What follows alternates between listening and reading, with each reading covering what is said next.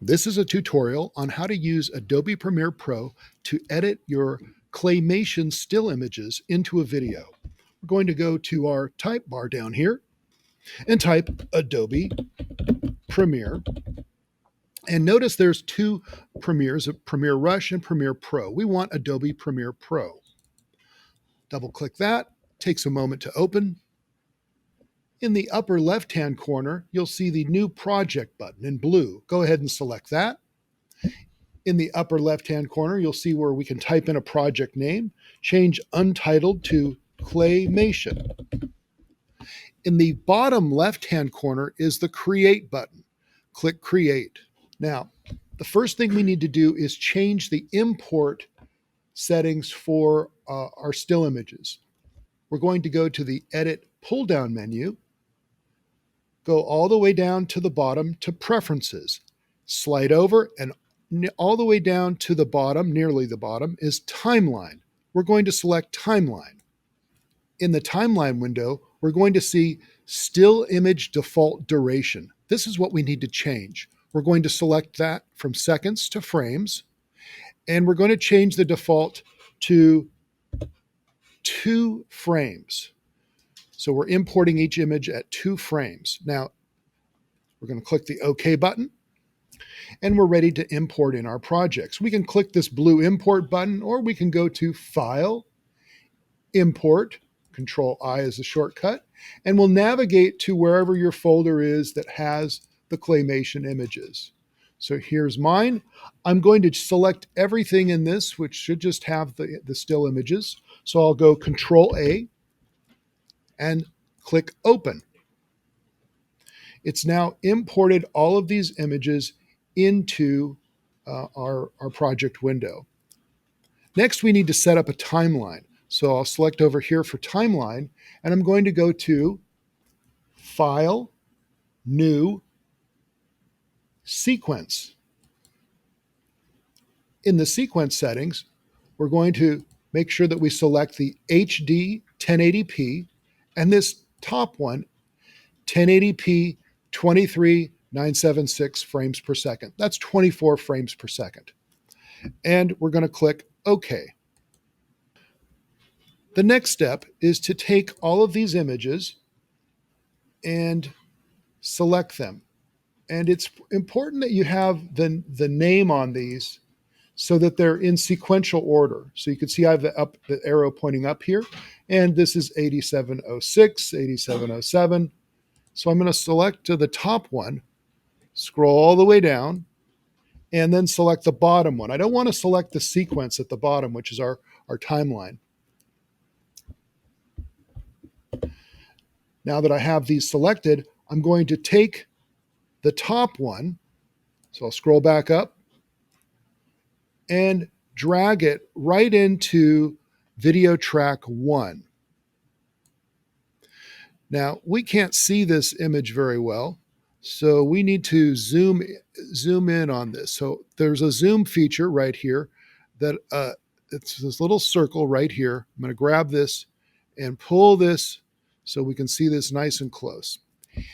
All right, here's our first image. And the problem is that it's come in and it's really zoomed in. The still image is larger than our 1080 video image. So we're going to set that, we're going to fix that by selecting all of these. And we can, once we're in the sequence, we can do that by going Control-A. Now they're all selected. I'm going on the first image here. On the first image, I'm going to do a right click and I'm going to select Scale to Frame Size. By doing that, we can see the entire image that was photographed. Unfortunately, it's going to give these black bars, which we don't want to see on a widescreen project. So the fix for that is to take this first image. So I've deselected, clicked off, and now just selecting the first image, double-clicking it. Now, in the source window, I'm going to go to Effect Controls, and under Scale, I'm going to type 120. Hit Return. And now I can see my project is properly scaled in the image. Sometimes the the composition isn't quite right, and we may want to adjust the image up or down. So we can do that by going to the position section here and grabbing this and moving it. Now watch what I'm doing here is I can type in a number, but I want to just click right over here and pull this number up or down. When I pull this number up or down, you can see that I can adjust the framing here. So I don't want to see this yellow piece of paper. I'm just going to crop it out. Makes it a little high, but that's, I think, a better composition. Now, I need to copy that setting to all the rest of these. So the way I'm going to do that is to do a right click again on this, and I'm going to select copy. The next step is to click and drag and select all of these except for the first one, because the first one has the changes made, but we need to make the changes on all the others. So I'm going to click, drag, hold, go and select them all. On this last one, I'm going to do a right click and select paste attributes. And we'll have all these things that are just pre-selected as check marks. I'm going to click OK. And now when I play this back, I can see the framing is good for it. I'll hit the home key to jump back to the beginning, and I can play this back and just see how it looks. All right, so that's working. The final part of this is to add the text. So I'll hit the end key to jump to the end. I'm going to click my T tool to start typing my credits at the end. So I'll click in the middle of this black area here, and I'll type animated by, and then you would type in your names and whatever they are. James,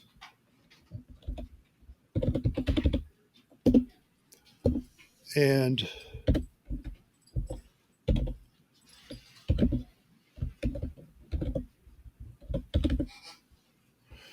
if you have however many partners you have.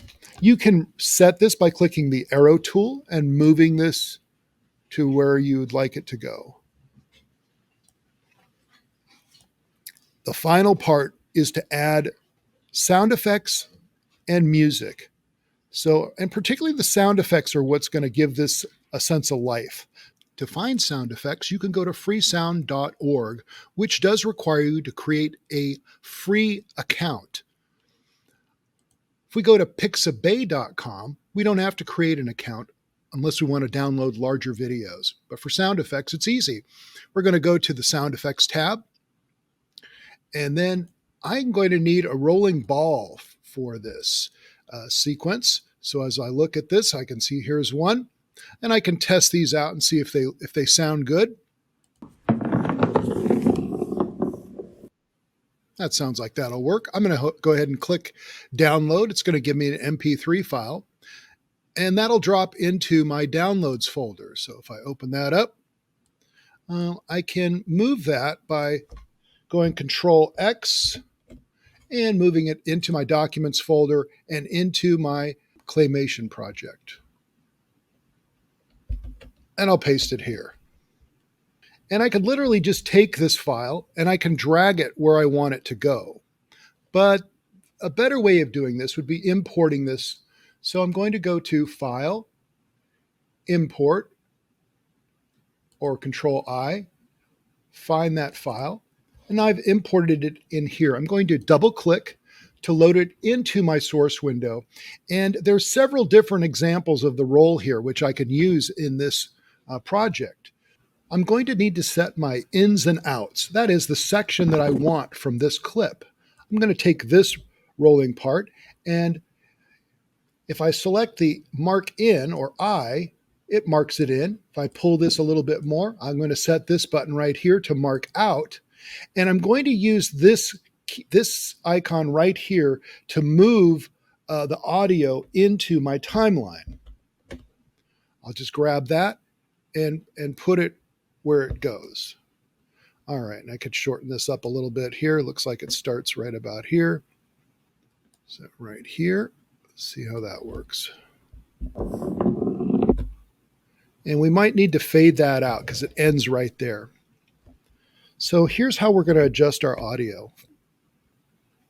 I'm going to shorten this clip by dragging this right here. And you see this white line. This white line right here allows us to control the volume. And I can zoom in on this by grabbing the white circle here and zooming in on it. And I'm going to use in my toolbox here this pen tool, which looks like an old style pen. And I'm going to fade the sound out by clicking right here and then clicking at the end and dragging this down. This will make the sound fade out. Now when I play that back, all right, and that worked pretty good. One thing I need to check is my sound levels. So as I play this, take a look at the sound levels right here.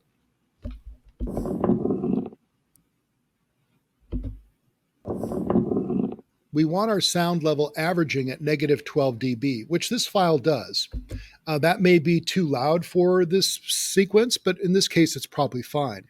If we're going to lay in music, it will increase the sound, and so we may need to bring this down a little bit later.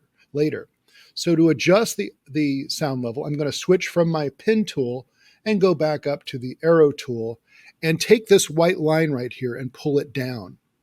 Sometimes it's easier to grab right here to make this a little larger. So I'm going to pull this area right here. So I just got to grab this area right here, pull it down. And now I've got a wider area to just kind of grab and click. So you can see as I hover over here, it says you can bring it up or down. And I could, make it a little bit louder or a little bit quieter by bringing this up or down. When you're ready to finish your project, you're going to go to File, scroll down to Export, and then select Media.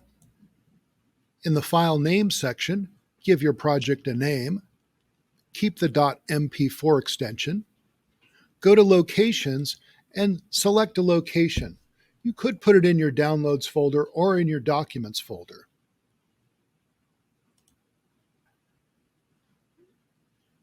Next, we're going to change this high quality. And if we scroll down to the bottom here, we can see more presets. We're going to select more presets. In the preset manager, we're going to scroll all the way down to the bottom. And here we'll see YouTube 1080 Full HD. This is a great one for YouTube, and it also just really looks good. You could play it on any computer. We'll select that and then select OK. So we don't need to adjust the next one format. It should be H.264. And then we just need to go down to the bottom corner and select Export. It will take a few moments to create the video. When the video is complete, share it with your partners so they can access it on your Google Drive. Then make a copy of it. The copy is what you will submit to Google Classroom.